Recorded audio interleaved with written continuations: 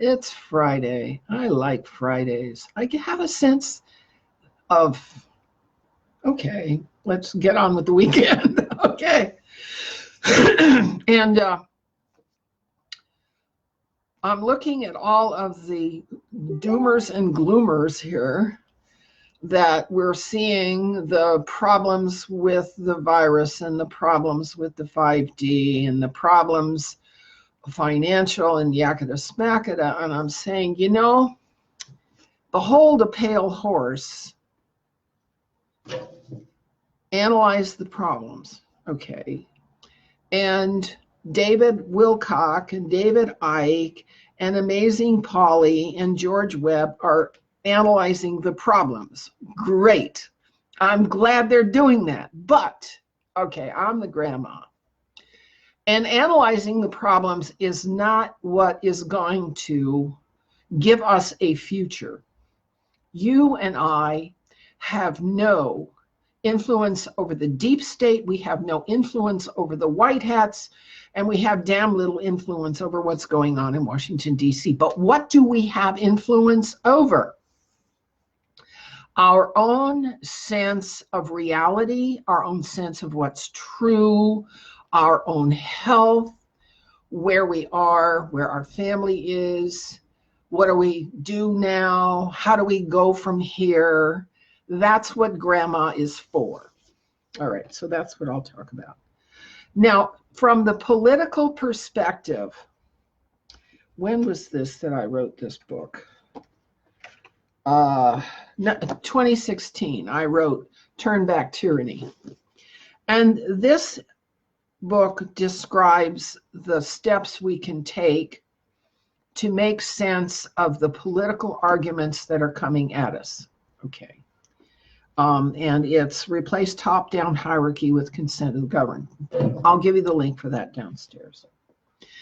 And then, where do we want to live? The prognostications are that we're in an apocalypse when all kinds of natural disasters are happening or about to happen.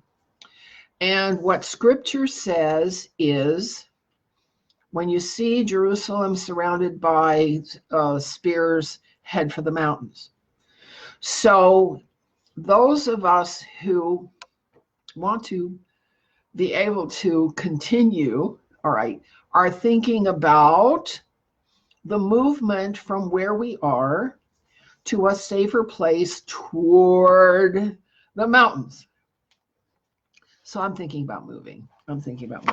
Logic Before Authority has made some cogent arguments on YouTube about thinking about moving, because the cities are where the virus and 5G are concentrated.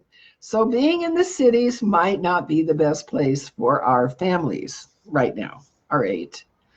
And the cities are also extremely expensive.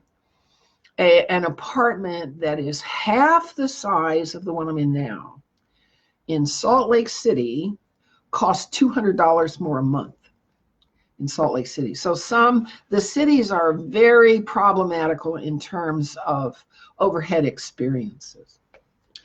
And the third part I wanted to get to was we're seeing the crumbling of morality, the crumbling of ethics. We're seeing a restoration of the imperious mentality, wherein human trafficking, human experimentation, abductions and kidnappings and all of that are part of the commercial, it's just business baby mentality.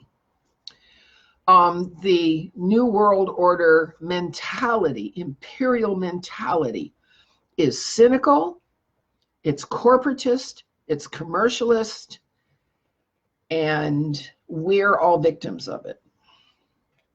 I don't want to be a victim of it. And I don't really like the way that they comport themselves with red tape and bureaucracy.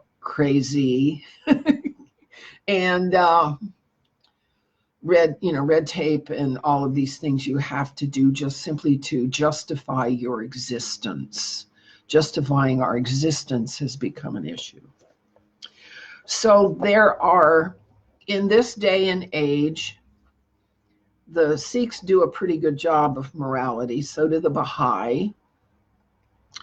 And in the Christian idiom, okay, the Mormons and the Witnesses and the Seventh-day Adventists do a fairly good job with behavior of their members. You can kind of count on their behavior. The Catholics and Orthodox are very arcane, but they have a deep knowledge, a very deep knowledge. And if you can accept their stuff, that's not a bad place to be, all right? Because they get you monitoring your own behavior. And those are all angelic administered covenants. The Jewish covenant is valid. The holy laws in the Old Testament are simply common laws ordered by the laws of cause and effect. If you have read my summary of holy law, what you've seen is that common laws of the land are also common sense. And so you can tell your children, here are the basic behaviors that create a society that makes sense to its people, and these are principles of getting along that you can depend on, that work reliably. And the Beatitudes of Jesus are the psychological, behavioral, intentional attitudes that change a short-term decision to a long-term good outcome, okay? It's not easy to follow Jesus' behavioral guidelines, but if you do, and you align your intentions with your outcomes, over the long haul, you'll be more successful than if you just follow the letter of the law, and that was Jesus' point. Now, for people who aren't into covenant, either Judeo or Christian or Sikh or Baha'i, the Chinese, there's a Chinese author, Lai Hongzhi, who has written lectures. Now, I've only reprinted part 1 of Zhuan Falun, which is forbidden in China, and the members of Zhuan Falun are being murdered and their live body parts taken from them as a form of persecution. But the deal is, if you're not into the Western covenants of Judaism and Christianity, Zhuan Falun is like Buddhism. It's a common sense guide to doing the right thing, which agnostics and even atheists might find very helpful, all right, in teaching your children how ordering your existence is not only possible but desirable. I grew up in a family, as you know, of atheists who thought and felt that they were highly ethical people. Well, it's one thing to believe that about yourself, and it's something else to actually live it. And so that is the driving force behind my making sense of morality and ethics. All right, so there are ethical philosophies and systems out there that you can participate in. And if you don't want to participate in any of them, there are books that you can study and learn from. How to be ethical and moral and decent and honorable and truthful. So there's no excuse for sliding into mercenary or convenient ethics. Because if you do that, your cosmic future of the soul that inanimates your body has an outcome you don't particularly want. All right.